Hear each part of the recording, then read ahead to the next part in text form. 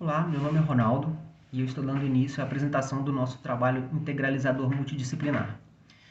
O nosso trabalho consiste no estudo das etapas e processos de construção para um alojamento residencial de estudantes. O nosso grupo ele é composto pela Érica Ferreira, pelo João Vitor Bernardes, pelo José Eugênio, pelo Thales Henrique Santos e por mim, Ronaldo Moraes. Bom, como a gente sabe, a construção de um empreendimento ela exige o envolvimento de engenheiro civil desde a sua gênese, quando a obra ainda se encontra nos projetos iniciais, até a sua conclusão. Aspectos como localização, propriedades do terreno, disponibilidades de mão de obra e materiais e elaboração de projetos também, assim como a adoção de legislação vigente, da legislação pertinente, fazem-se imprescindíveis para a conclusão de qualquer obra. Esse trabalho, então, ele foi realizado elaborando-se uma revisão bibliográfica, e a consulta também aos normativos e às legislações necessárias para a consecução de tal empreendimento. O objetivo principal do nosso trabalho é a descrição do processo construtivo de um alojamento residencial para estudantes, que a gente denominou como Casa do Estudante Universitário, e pormenorizando as etapas de construção e os métodos e os materiais adotados.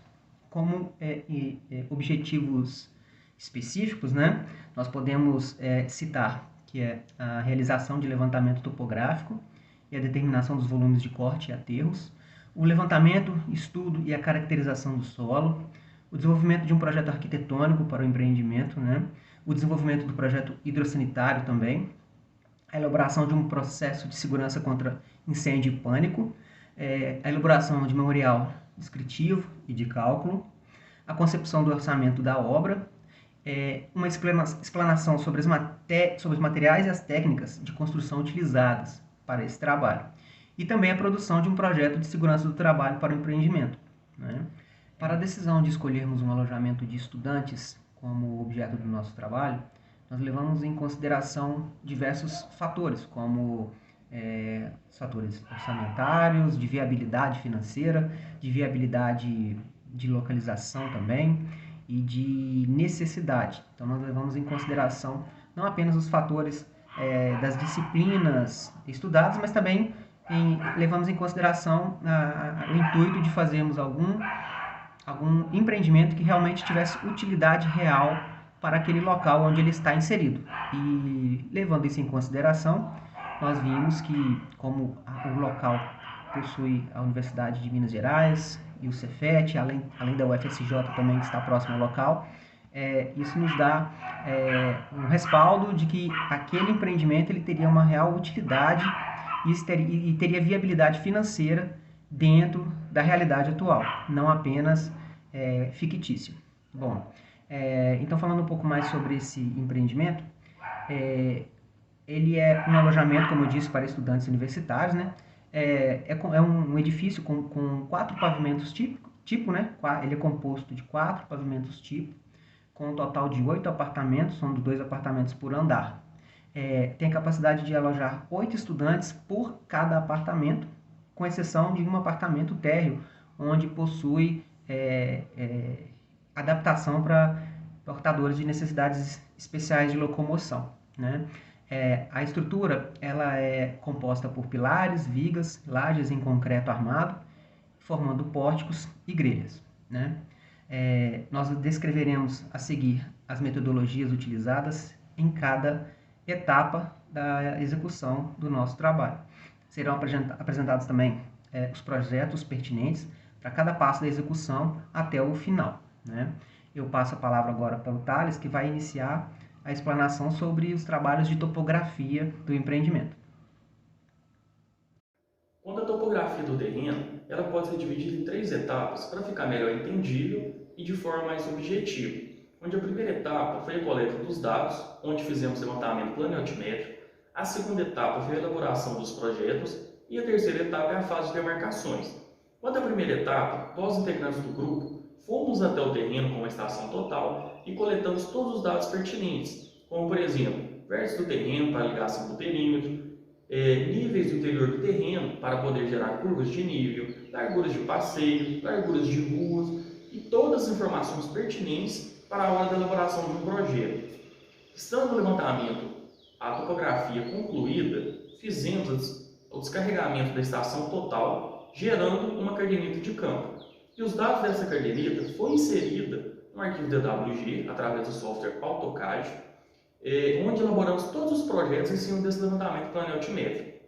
Agora, em questão da fase de elaboração dos projetos, elaboramos perfis do terreno, perfis longitudinais e transversais, curvas de níveis, para entendermos melhor os desníveis do terreno.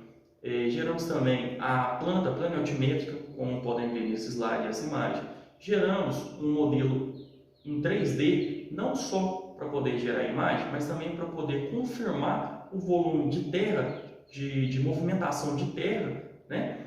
Através do software AutoCAD Civil 3D, e fizemos todos os projetos que constam neste trabalho. Agora, em questão da terceira e última fase, a fase de demarcações, é a fase onde é na hora da execução, onde são demarcados os taludes do terreno, são demarcados a movimentação de terra em corte e aterro, tudo que for demarcação, como por exemplo também a demarcação da fundação, de acordo com o especificado em projeto de locação, e todas as demarcações que são pertinentes na hora da execução.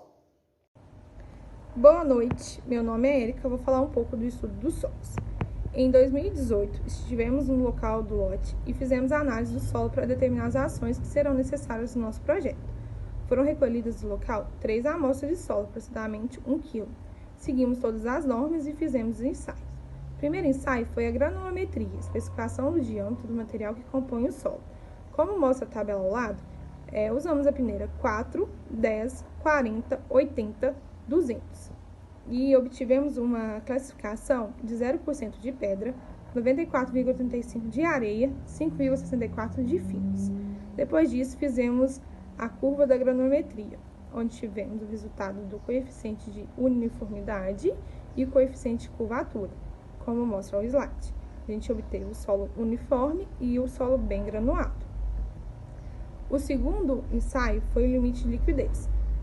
Como mostra também a tabela ao lado, a gente usou 3 cápsulas, aproximadamente entre 17 a 25 golpes, e tivemos uma umidade, como mostra também na tabela, e usamos a fórmula também, como mostra no slide, e obtivemos um limite de liquidez de 36,19. O terceiro ensaio, a gente fez o limite de praticidade. O limite de praticidade é um expresso pela média aritmética dos teores de umidade obtidos no ensaio. Também mostrando na tabela ao lado os resultados, e obtivemos o limite de praticidade de 25,70.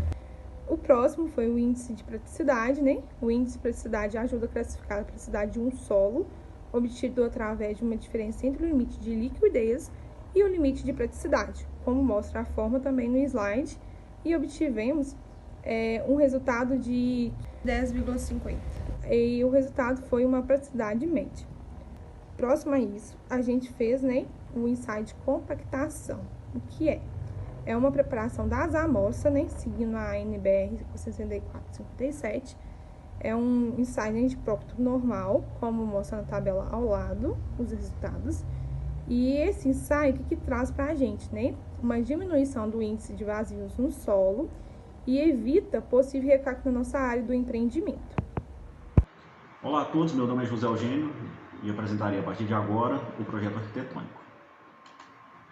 O empreendimento será implantado no bairro Belvedere 2, bairro Jardim Belvedere 2, no município de Divinópolis. Se trata de uma zona residencial 1, onde, além das edificações residenciais, permite-se a implantação de estabelecimentos comerciais, de serviços, escolas, igrejas.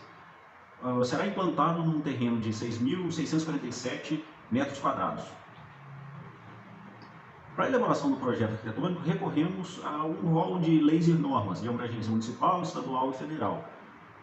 De extrema importância, quando na elaboração do projeto arquitetônico, garantir que todas as medidas de segurança do bombeiro ou de acessibilidade da NBR 950 sejam adotadas no empreendimento. Aí, a concepção desse empreendimento partiu através da observação da quantidade de alunos que frequentam a região no período noturno, frequentando as faculdades.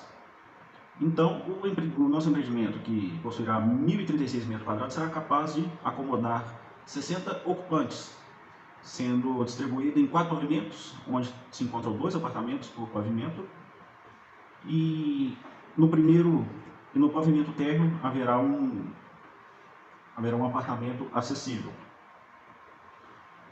Aqui nós podemos ver o layout.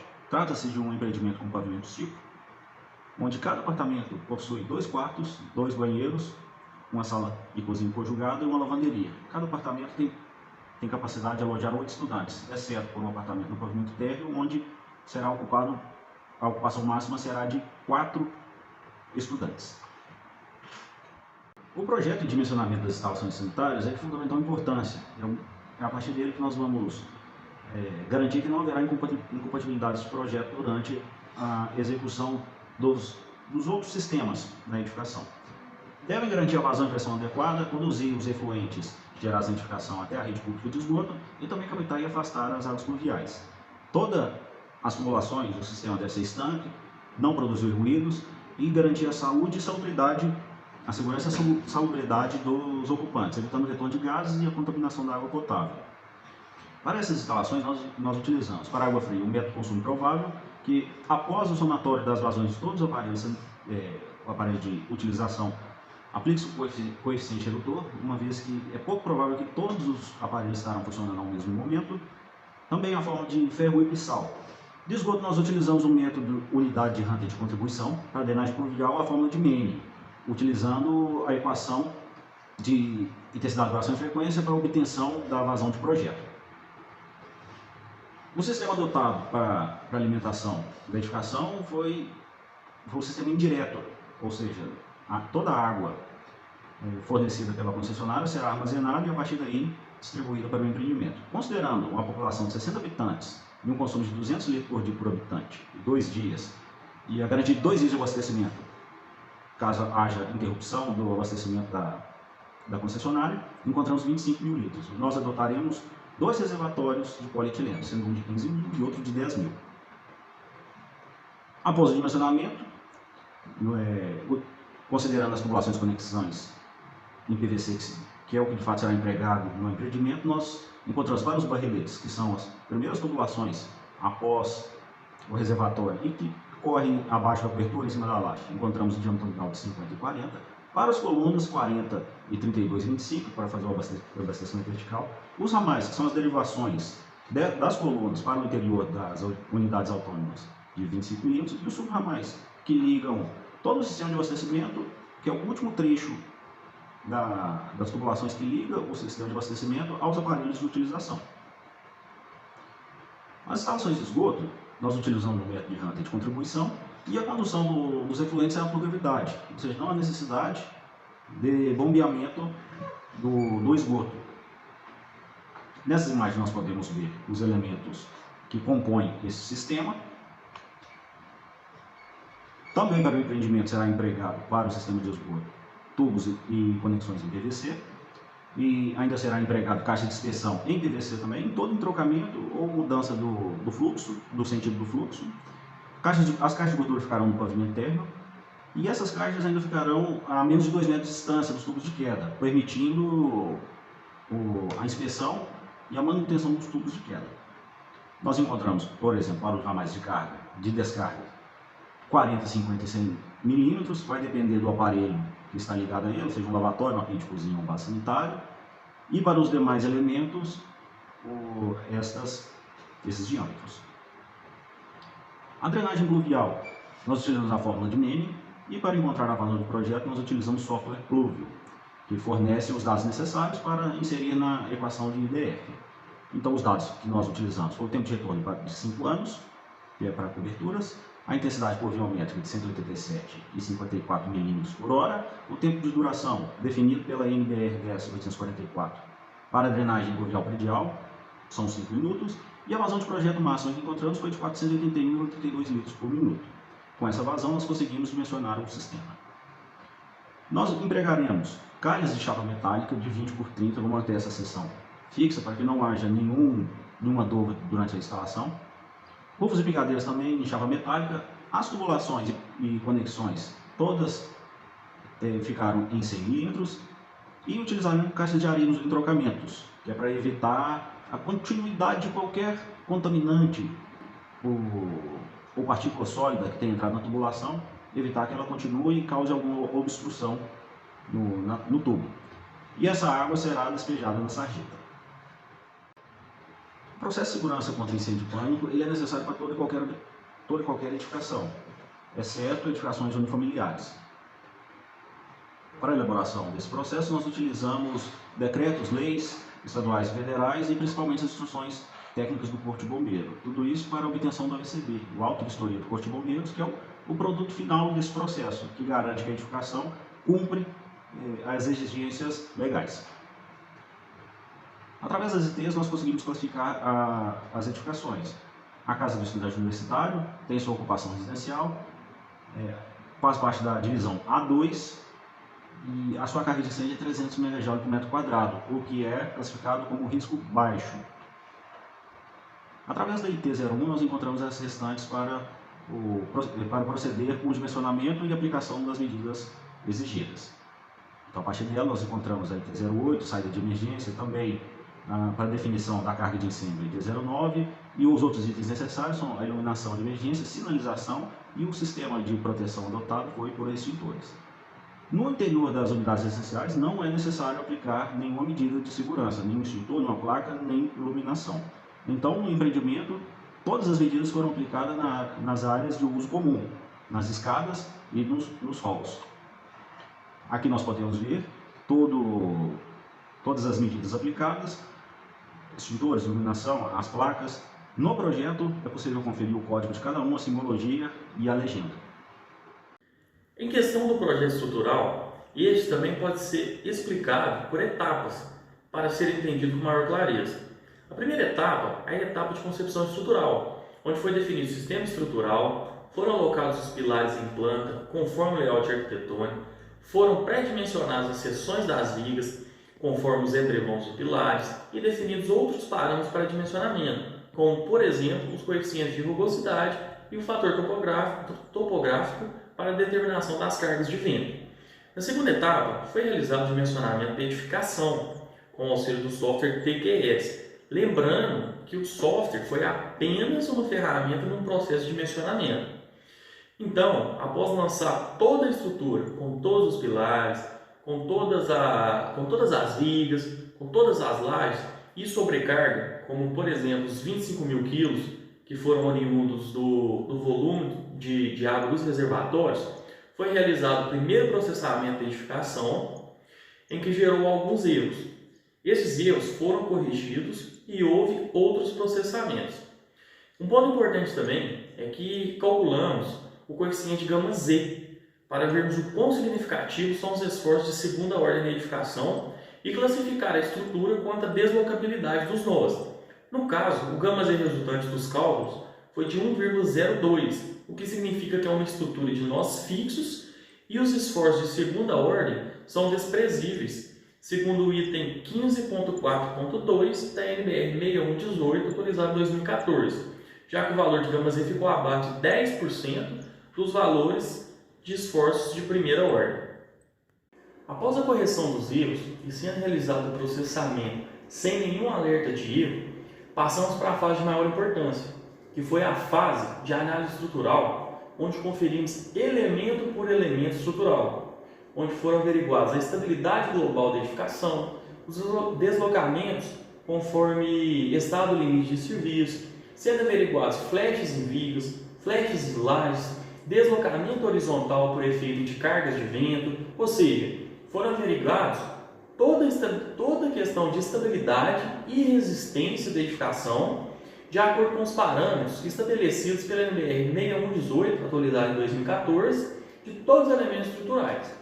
Agora abrindo um parênteses para o dimensionamento da fundação, que segundo o ensaio SPT do terreno, que foi disponibilizado pela universidade, a profundidade de 5 metros já garantiu resistência satisfatória, mas dimensionamos a fundação considerando estacas escavadas com profundidade de 6 metros.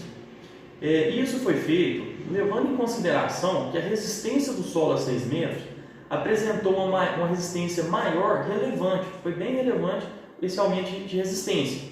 Então, dessa forma, foi possível diminuir o número de estacas em alguns blocos, o que gerou economia comparando com os gastos de furar 1 metro a mais em cada estaca e também com o volume de concreto que foi gasto nesse 1 metro a mais que foi furado em cada estaca.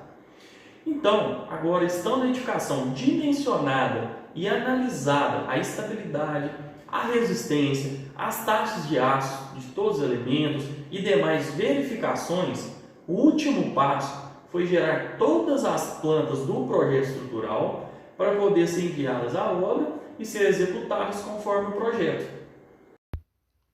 Então, após passar por todas aquelas fases já mencionadas, a fase de concepção estrutural, a fase de dimensionamento da estrutura, fase de análise da estrutura e, por fim, a emissão de todas as plantas, esse é o produto final do trabalho de projeto estrutural, onde podemos ver uma realidade aumentada com o edifício lançado, todos os 4 pavimentos, pavimento térreo, 3 tipos e, por último, o ático, só para receber as caixas d'água do reservatório, todos os elementos, pilares, lajes, vigas, os blocos de coroamento, as estacas da fundação, as escadas e tudo mais.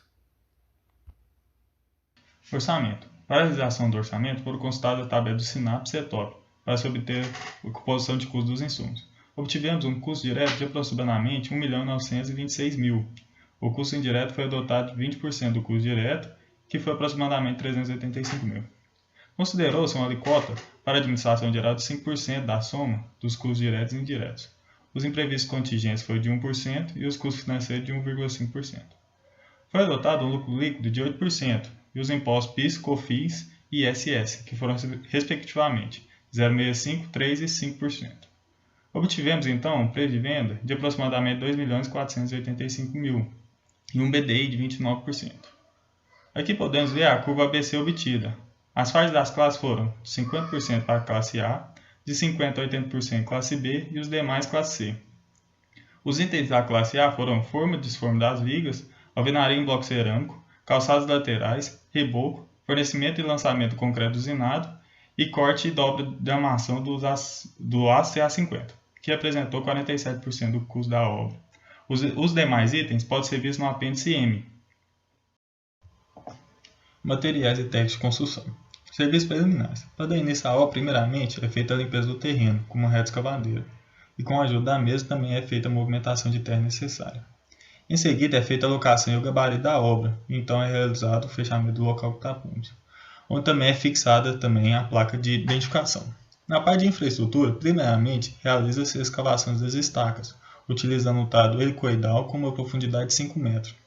É realizada então a amarração das armaduras para todos os elementos da infraestrutura, depois é posicionada a armadura e feita a concretagem das estacas.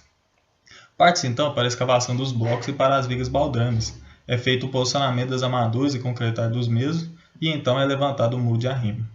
As vigas baldrames e o muro de arrimo receberão uma impermeabilização aplicando pintura asfáltica em 2 demãos. A compactação do terreno será realizada utilizando um rolo compactador. Na superestrutura, nessa etapa, primeiramente é montada as formas com tábuas de madeira. Iremos utilizar apontadeiras de madeiras para realizar o escoramento. É feita a amarração das armaduras para as lajes, pilares e vigas e, após serem posicionadas, é feita a concretagem utilizando concreto usinado C25. O adensamento será feito utilizando o vibrador de imersão. Após respeitarmos o tempo de cura, será feita a retirada das formas e dos escoramentos obedecendo a NBR 6118. Vedação. Realiza-se o levantamento da alvenaria em bloco cerâmico, que será assentado com argamassa de cimento.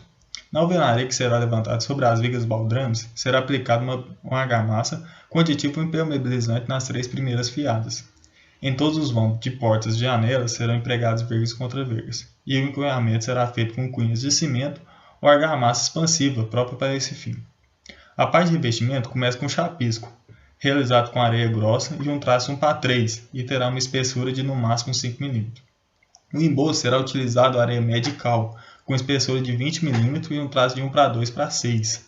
Já o reboco será realizado com areia fina e cal, seguindo as mesmas espessuras e traços do embolso. Todas as etapas serão realizadas seguindo as recomendações da NBR 7200 e respeitando o tempo de cura das camadas. Após essas etapas, a alvenaria está preparada para receber o revestimento cerâmico nas áreas molhadas, que serão assentadas com a C1 e rejunte epóxi. Instalações. Para os projetos hidráulicos, esgoto e chuva, deve-se passar toda a tubulação utilizando-se tubo de PVC.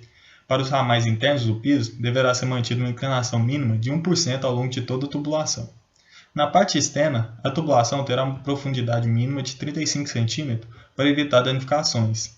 É feita também a instalação das caixas de gordura e de limpeza.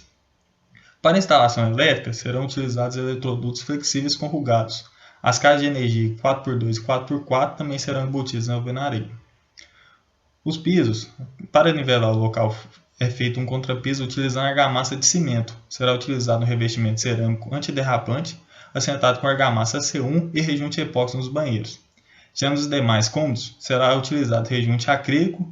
Os rodapés serão realizados utilizando-se os mesmos revestimentos cerâmicos com uma altura de 10 cm.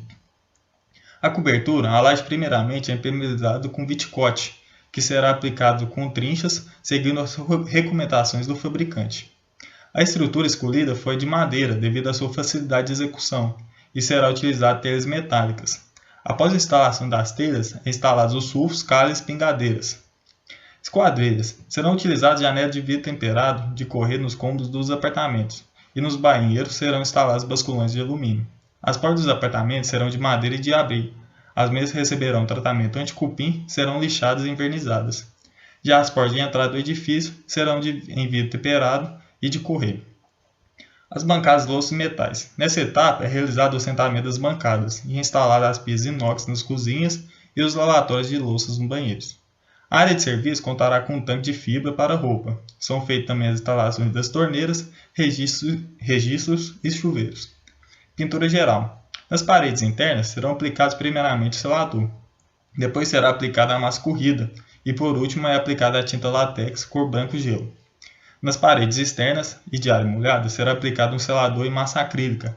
A tinta também será acrílica. Serão aplicadas 3 demãos de tinta que serão realizadas obedecendo um intervalo de 24 horas entre elas. No estacionamento do empreendimento, será feito um recobrimento da área com uma camada de 10 cm de biretão 1. E na última etapa da obra é realizada a instalação dos corrimãos de alumínio, guarda-corpos e do elevador.